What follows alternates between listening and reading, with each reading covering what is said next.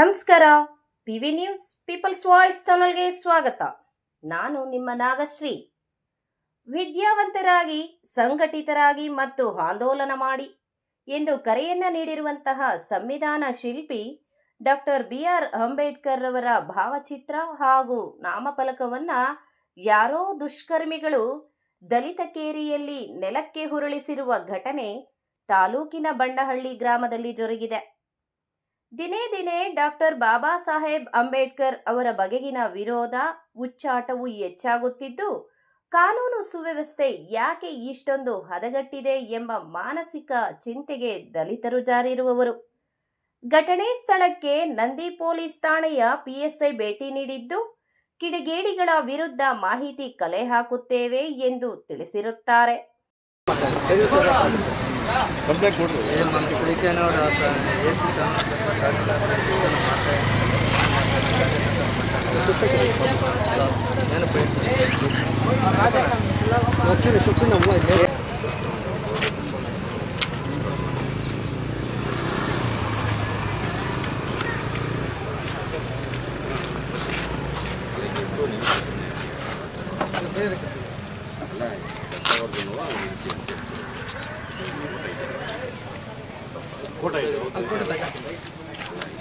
ಎತ್ತಿ ಹಂಗೆ ನಿಲ್ಸೋದು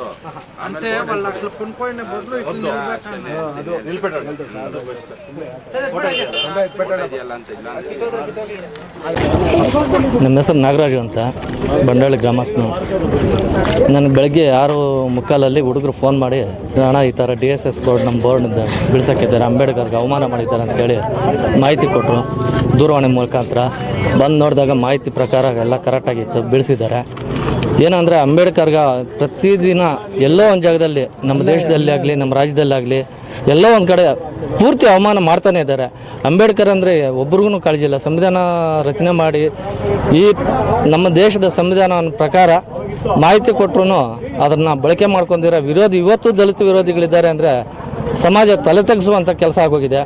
ದಯವಿಟ್ಟು ಈ ರೀತಿ ಮುಂದೆ ಆಗೋದು ಬೇಡ. ಎಲ್ಲಿನೋ ಅದನ್ನು ನಾನು ಬೇಡ್ಕೊತೀನಿ, ಎಲ್ಲ ಸೌಜನ್ಯವಾಗಿ ಹೋಗೋಣ ಅಂತೇಳಿ. ಅಲ್ಲ, ಈಗ ಮಾಡಿದ್ರಾಗ ಏನು ಮಾಡಬೇಕು ಅಂತ ನೀವು ಬಂಧಿಸಲೇಬೇಕು, ಅದರಲ್ಲಿ ಎರಡನೇ ಮಾತೇ ಇಲ್ಲ. ಎಲ್ಲಿ ಆಗಬಾರ್ದು. ಮತ್ತು ಆ ದಲಿತ ಕಿಡಿಗೇಡಿಗಳನ್ನು ಬಂಧಿಸಿ ಕಾನೂನು ಪ್ರತಿ ಕಠಿಣ ಕ್ರಮ ಕೈಗೊಳ್ಳಲೇಬೇಕು ಅಂತ ನಾನು ಸರ್ಕಾರಕ್ಕೆ ಮನವಿ ಮಾಡ್ತೀನಿ. ಪೊಲೀಸವ್ರು ಮಾಹಿತಿಗೆ ಬಂದಿದ್ದರು, ಸ್ಥಳ ಪರಿಶೀಲನೆ ಮಾಡಿದ್ರು, ವಿಡಿಯೋ ಮಾಡಿ ಬರ್ತೀವಿ, ಮಾಜರ್ ಮಾಡಿ FIR ಮಾಡಿ ಕಠಿಣ ಕ್ರಮ ಕೈಗೊಂತೀವಿ, ಯಾರು ಮಾಡಿದ್ದಾರೆ ಅವ್ರ ಮೇಲೆ ಅಂತ ಭರವಸೆ ಕೊಟ್ಟೋಗಿದ್ದಾರೆ. ಇದು ನೆಕ್ಸ್ಟ್ ಆಗೋದು ಬೇಡ ಅಂತೇಳಿ ನಾನು ಸಮಾಜದಲ್ಲಿ ಕಳಕಳಿಯಾಗಿ ಮನವಿ ಪಡ್ತೀನಿ. ನಮ್ಮ ಹೆಸರು ರಾಜಣ್ಣ ಅಂತ, ನಾವು ಬಂಡಳ್ಳಿ ಗ್ರಾಮಸ್ಥರು, ಹಿರಿಯರು. ನಮಗೆ ಬೆಳಗ್ಗೆ 6 ಗಂಟೆ ಮೇಲೆ ಯಾರೋ ಉದ್ದೇಶಪೂರ್ವಕವಾಗಿ ನಮಗೆ ಅಂಬೇಡ್ಕರ್ದು ಬೋರ್ಡು ಬೀಳಿಸಿದ್ದಾರೆ.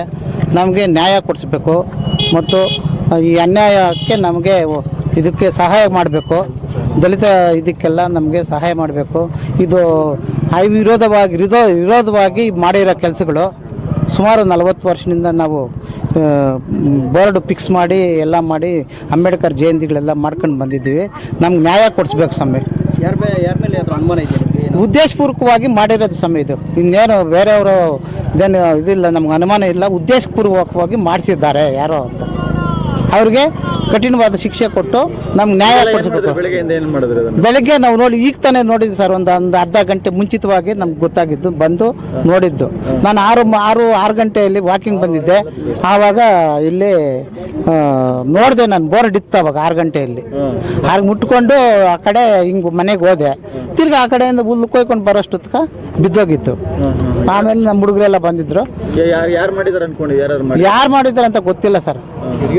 ಕಿಡಿಗೇಡಿಗಳು ಮಾಡಿಬಿಟ್ಟು ಹೋಗಿದ್ದಾರೆ ಸರ್. ಉದ್ದೇಶಪೂರ್ವಕವಾಗಿ ಮಾಡಿರೋದು ಇದು ಕೆಲಸ. ಸ್ವಲ್ಪ ಈ ದಲಿತರಂದ್ರೆ ಸ್ವಲ್ಪ ವಿರೋಧನೇ ಸರ್ ನಮ್ಮೂರಲ್ಲಿ. ಇಲ್ಲೆಲ್ಲ ದಲಿತರು ವಾಸ ಇರೋದು ಎಂತ ಪೂರ್ತಿ ಒಂದು 78 ಮನೆ ಇದೆ ಸರ್. ನಮ್ಮ ದಲಿತರದ್ದು ಎಲ್ಲ ಮನೆ 78 ಮನೆ ವಾಸ ಇರೋದ್ರಿಂದಾನೆ. ಅದು